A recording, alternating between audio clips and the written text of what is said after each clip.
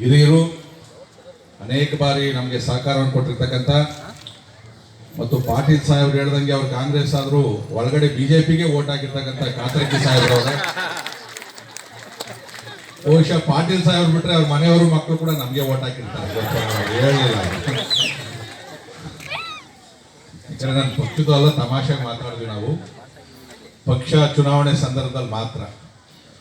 ಇವತ್ತು ಬೇರೆ ಬೇರೆ ಪಕ್ಷದವರು ಕೂಡ ತಾವೆಲ್ಲ ಇದ್ದೀರಿ.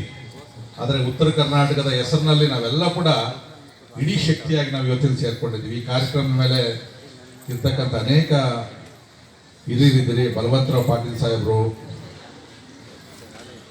ಮಹಾಂತೇಶ್ ಚರಂತಿ ಮಠರು, ಎಸ್ ಹಾಲೂರವರು, KS ವಿಜಯ ಮಹಾಂತೇಶ್ ಅವರು, ನನ್ನ ಆತ್ಮೀಯ ಸ್ನೇಹಿತರು ಮತ್ತು ಅತ್ಯಂತ ಸರಳರು ಮತ್ತು ಬಡವರಿಗೆ ಅಪಾರ್ಟ್ಮೆಂಟ್ ಕೊಡಬೇಕು ಅನ್ನೋ ಉದ್ದೇಶದಿಂದ ಶುರು ಮಾಡಿ ಇವತ್ತು ಖ್ಯಾತ ಉದ್ಯಮಿಗಳಾಗಿರ್ತಕ್ಕಂಥ ದಯಾನಂದ್ರವರೇ, ಶಿವನಗೌಡ ಪಾಟೀಲ್ರವರೇ, ಕುಮಾರಿ ಪ್ರಾಚಿಗೌಡ್ರವರೇ, ಇನ್ನೂ ಮದುವೆ ಆಗಿಲ್ಲಮ್ಮ,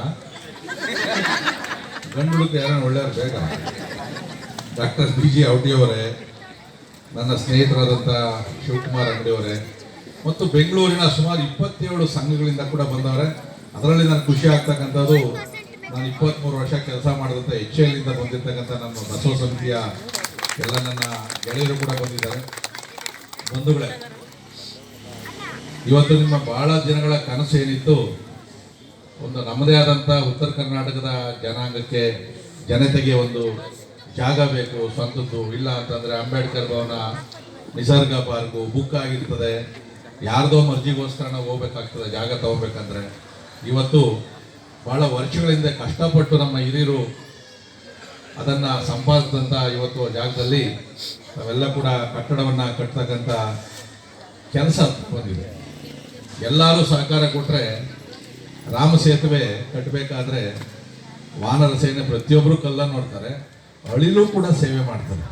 ಅಳಿಲು ಹೋಗಿ ಮರಳಲ್ಲಿ ಉಳ್ಳಾಡಿ ಮರಳನ್ನು ಸಮುದ್ರಕ್ಕೆ ಮುಗಿಸಿದಾಗ ಉದುರಿಸ್ತಾ ಇರ್ತದೆ, ಅದರಿಂದ ಏನೂ ಆಗಲ್ಲ, ಆದರೂ ನಾನು ಅಳಿಲು ಸೇವೆ ಮಾಡ್ತೀನಿ ಅಂತೇಳಿ.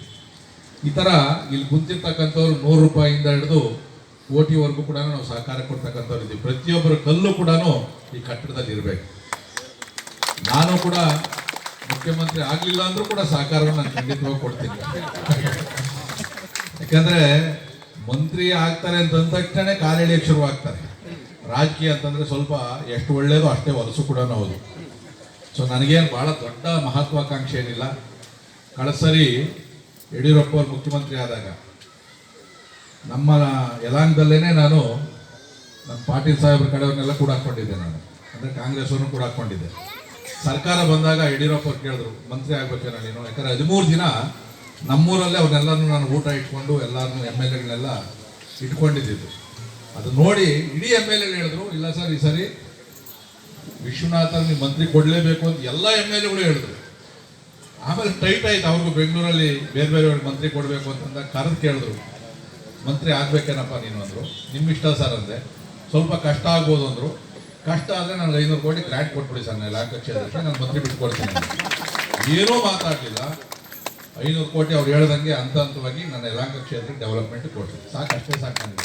ಇಲ್ಲಾಂದರೆ ಜನ ಚಪ್ಪಾಳೆ ಹೊಡೆಯಲ್ಲ. ನಾನು ಕೆಲಸ ಮಾಡಿದೆ, ಗುಂಡಿ ಇಟ್ಕೊಂಡು ಮಂತ್ರಿ ಆಗಿದ್ರೆ ನಾನು ಯಾರು ಕರೀತಾನೂ ಇರಲಿಲ್ಲ, ಚಪ್ಪಾಳೆ ನೋಡಿತಾರಲ್ಲ, ಈ ಪ್ರೀತಿ ವಿಶ್ವಾಸನೂ ಸಿಗ್ತಾ ಇರಲಿಲ್ಲ.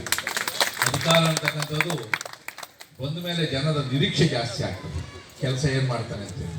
ಸೊ ನನಗೇನು ಯಾವ್ದು ಕೊಟ್ಟರು ಕೆಲಸ ಮಾಡ್ತೀನಿ. BDA ಚೇರ್ಮನ್ ಆಗಿದ್ದೆ, ಯಾಕೆ ಹೋಗಿ BDA ಚೇರ್ಮನ್ ಆದರೆ ಅಂತ ಹೇಳಿದವರು ಇದ್ರು ನನಗೆ, ಭ್ರಷ್ಟಾಚಾರ ಅಲ್ಲಿ ಕೆಲಸ ಮಾಡೋಕ್ಕಾಗಲ್ಲ ಅಂತ. ಆದರೂ ಮಾಡಿ ತೋರಿಸಿದೆ. ಅಲ್ಲಿ ಇರೋದ್ರಲ್ಲಿ ಸಂಬಳ ಕೊಡೋಕ್ಕಿಲ್ಲದೆ ಇರೋದು ಸಂಸ್ಥೆಯಲ್ಲಿ 3,300 ಕೋಟಿ ರೂಪಾಯಿ ಆದಾಯ ಮಾಡಿಟ್ಟು ಹೆಬ್ಬಾಳ ಫ್ಲೈಓವರ್ ಶುರು ಮಾಡಿರೋದಿರ್ಬೋದು, ಶಿವರಾಮ್ ಕಾರಂತ್ ಬಡಾವಣೆ, ಬೇರೆ ಬೇರೆ ಇಡೀ ಬೆಂಗಳೂರಲ್ಲಿ ಏನು ಕೆಲಸ ನಿಂತೋಗಿತ್ತು ಎಲ್ಲವನ್ನೂ ಪ್ರಾರಂಭ ಮಾಡ್ಕೊಟ್ಟು ಬಂದು ತಿರುಪ್ತಿ ಬೋರ್ಡ್ ಮೆಂಬರ್ ಮಾಡಿದ್ರು. ನನಗೆ ಎಷ್ಟು ಜನ ತಿರುಪ್ತಿಗೆ ಹೋಗಿದ್ರು ಇಲ್ಲೋ, ನಾನಾದ್ಮೇಲೆ 1000 ಜನ ಕರ್ಕೊಂಡು ಹೊಟ್ಟವ್ರು. ಕರ್ಕೊಂಡು ಹೋಗಿ ಅವ್ರಿಗೆಲ್ಲ VIP ದರ್ಶನ ಮಾಡಿಸಿ, ಅವ್ರು ಈಗ ಹೇಳ್ತಾರೆ ನಮ್ಮ ಲೈಫಲ್ಲಿ ಇನ್ನೊಂದ್ಸರಿ ಆ ಥರ ದರ್ಶನ ಮಾಡ್ತೀವಲ್ಲ, ದೇವ್ರ ಮುಂದೆ ನಿಲ್ಲಿಸಿ ಅವ್ರಿಗೆಲ್ಲ ಅರ್ಚನೆ ಮಾಡಿಸ್ತಾ ಇದ್ದೆ.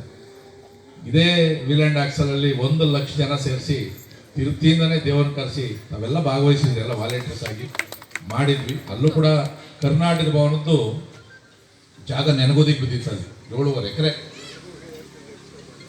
ನೀವು ಮಾಡಿದ್ರಾ?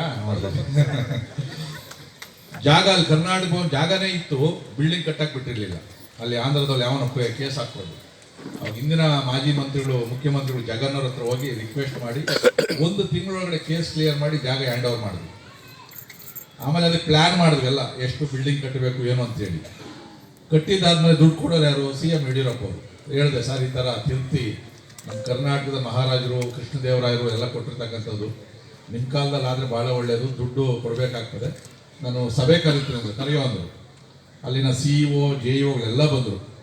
ಕೃಷ್ಣಾದಲ್ಲಿ ಮೀಟಿಂಗು. ಅಷ್ಟರೊಳಗೆ ನಾನು ಎಲ್ಲ ಪ್ಲ್ಯಾನ್ ಮಾಡಿಸಿದ್ವಿ, ಎಲ್ಲ ಎಷ್ಟಾಗ್ಬೋದು ಅಂತೇಳಿ. ಎಲ್ಲ ಆದಮೇಲೆ 236 ಕೋಟಿ ಖರ್ಚಾಗ್ತದೆ ಅದಕ್ಕೆ, ಕಲ್ಯಾಣ ಮಂಟಪನ ಸೇರಿಸಿ. ನಾನು ಹೇಳಿದೆ, ಸರ್ ಸರ್ಕಾರದಲ್ಲಿ ಎಷ್ಟು ಕೊಡ್ತೀರಾ ಕೊಡ್ರಿ, ಮಿಕ್ಕಿದ್ದು ನಾನು ಡೋನರ್ಸ್ ಹತ್ರ ಕಲೆಕ್ಟ್ ಮಾಡ್ತೀವಿ, ನಮ್ಮ MLA ಗ್ರ್ಯಾಂಟೆಲ್ಲ ಹಾಕ್ತೀವಿ ಅಂದಾಗ ಯಡಿಯೂರಪ್ಪ ಅವರು ಹೇಳಿದ್ರು, ಅಷ್ಟೊಂದು ಬರ್ಗೆಟ್ಟಿಲ್ಲ ನಮ್ಮ ಸರ್ಕಾರದಲ್ಲಿ. ಪ್ರಸಾದ್ ಅವರೇ, INS ಪ್ರಸಾದ್ ಅವರಿದ್ದು, ಎಷ್ಟಾಗ್ತದೆ ದುಡ್ಡು? 246 ಕೋಟಿ 36 ಕೋಟಿ ಕೊಡ್ಬೋದೇನಾದ್ರು? ಕೊಡ್ಬೋದು ಸರ್. ಅದು 5 ನಿಮಿಷದಲ್ಲಿ ಮೀಟಿಂಗೇ ಮುಗಿಸಾಕಿ 1 ವಾರದಲ್ಲಿ 100 ಕೋಟಿ ಟ್ರಾನ್ಸ್ಫರ್ ಮಾಡೋದು. ಇವತ್ತು ನೀವು ನೋಡ್ಬೋದು, 1 ಬ್ಲಾಕು ಇನಾಗ್ರೇಷನ್ ಮಾಡಿದ್ದೀವಿ, ಈಗಾಗಲೇ ಭಕ್ತರಿಗೆಲ್ಲ ಕೊಡ್ತಾ ಇದ್ದೀವಿ. ಅಂದರೆ ನಾನು ಯಾಕೆ ಹೇಳಿದೆ ಅಂದರೆ, ನಾನು ಎಷ್ಟು ದಿನ ಅಧಿಕಾರದಲ್ಲಿ ಇರ್ತೀನಿ ಅನ್ನೋದಲ್ಲ, ನನ್ನ ಒಂದು ಮನಸ್ಥಿತಿ ಹೇಗೆ ಅಂದರೆ, ಇರೋ ಅಧಿಕಾರದಲ್ಲಿ ಎಷ್ಟು ಕೆಲಸ ಮಾಡ್ತೀನಿ ಅನ್ನೋದು ಭಾಳ ಇಂಪಾರ್ಟೆಂಟ್. ಅಧಿಕಾರ ಶಾಶ್ವತವಾಗಿ ಇರೋದಿಲ್ಲ. ಬೆಳಗ್ಗೆ ನಮ್ಮ ಹೆಣ್ಮಕ್ಳು ಬಂದಿದ್ರು, ನಾನು ನೋಡಿದೆ ಅಲ್ಲಿ ಬರೋವಾಗ ಯಲಹಂಕ NAS ಆಫೀಸ್ ಹತ್ರ ಎಲ್ಲ ಅಲ್ಲೆಲ್ಲ ಟವರ್ ಎಲ್ಲ ಹಾಕಿದ್ವಿ, ಎಲೆಕ್ಟ್ರಿಕಲ್ ಲೈಟು, ವಾಚ್ ಎಲ್ಲ ಬಾಟ್ಲ್ ಅಲ್ಲೇ ಬಿಸಾಕಿದ್ರು.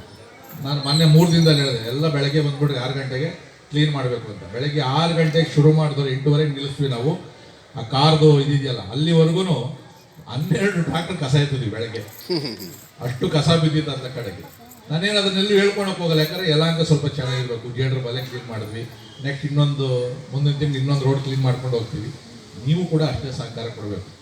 ನೀವು ಯಾರು ಕೂಡ ಉತ್ತರ ಕರ್ನಾಟಕ ಮೂಲ ನಿವಾಸಿಗಳಾದರೂ ಕೂಡ ಇವತ್ತೆಲ್ಲ ನಿಮ್ಮ ವ್ಯಾಪಾರ ವ್ಯವಹಾರ ಸಂಬಂಧಗಳೆಲ್ಲ ಇರ್ತಕ್ಕಂಥದ್ದು ಬೆಂಗಳೂರಲ್ಲೇ, ನಮ್ಮ ಯಲಹಂಕದಲ್ಲೇ. ಇವತ್ತು ಟೋಪಿ ಹಾಕಿರೋರು ಎಷ್ಟು ಜನ ಇದ್ದೀವಿ ನೋಡ್ರಿ, ಉತ್ತರ ಕರ್ನಾಟಕ ಅಂತ. ನನಗೆ ಮಾತ್ರ ಟೋಪಿ ಹಾಕೋದು, ಅಲ್ಲ ನೋಡ್ರಿ ಎಲ್ಲ ಟೋಪಿಗಳು ಕಾಣಿಸ್ತಾ ಇದೆ. ಆಲ್ರೆಡಿ ಬೆಂಗಳೂರು ಸಂಸ್ಕೃತಿ ಬಂದೈತೆ, ಜೀನ್ಸ್ ಪ್ಯಾಂಟು ಟೀ ಶರ್ಟು. ನಾನು ಹೇಳ್ತೀನಿ, ನಮ್ಮ ಉತ್ತರ ಕರ್ನಾಟಕದ ಕಾರ್ಯಕ್ರಮ ಆದಾಗ ನಮ್ಮ ವಸ್ತ್ರಗಳೇನಿರ್ತಾವಲ್ಲ ಅದೇ ಕಚ್ಚೆ, ಹೆಣ್ಮಕ್ಳು ಅದೇ ಡ್ರೆಸ್ಸು. ಕೆಲವರೆಲ್ಲ ನೋಡಿ ಹೆಣ್ಮಕ್ಳು ಎಷ್ಟು ಚೆನ್ನಾಗಿ ಬಂದವ್ರೆ. ನಮ್ಮ ಸಂಸ್ಕೃತಿ ಬಿಂಬಿಸ್ಬೇಕು. ಇಲ್ಲಿ ಬಂದ್ಬಿಟ್ಟು ನಾವು ಮಸಾಲೆ ದೋಸೆ ಕೊಟ್ರೆ ರೊಟ್ಟಿನೇ ಕೊಡ್ಬೇಕು, ನಾವಿಲ್ಲಿ ಚುರುಮುರಿನೇ ಕೊಡಬೇಕು, ಉಗ್ಗಿನೇ ಕೊಡಬೇಕು, ಎಣ್ಣೆಗಾಯೇ ಕೊಡಬೇಕು. ಅಲ್ಲ ಅದನ್ನೇ ನಾನು ಜ್ಞಾಪಕ ಮಾಡಿದ್ದು, ಏಕೆಂದ್ರೆ ಹೋಗೋ ಖಾರದ ಸ್ವಲ್ಪ ಕೊಡ್ಲಿ ಅಂತ ಜ್ಞಾಪಕ ಮಾಡಿದೆ ನನಗೆ. ಯಾಕಂದ್ರೆ ಆಗಲೇ ಸ್ಮೆಲ್ ಬರ್ತಾ ಐತೆ ಅಲ್ಲೆಲ್ಲ ಕೂಡ. ನಿಮ್ದೇನು ಅಂದರೆ ವೆರೈಟೀಸ್ ಫುಡ್ಡು, ಮತ್ತೆ ತಿನ್ನೋದು ಅಷ್ಟು ಈಸಿ ಅಲ್ಲ. ಆ ಕಡಕ್ ರೊಟ್ಟಿ ಪ್ಲೇಟ್ ಇದ್ದಂಗೆ ಇರ್ತದ್ರಿ, ಭಾಳ ಹುಷಾರಾಗಿ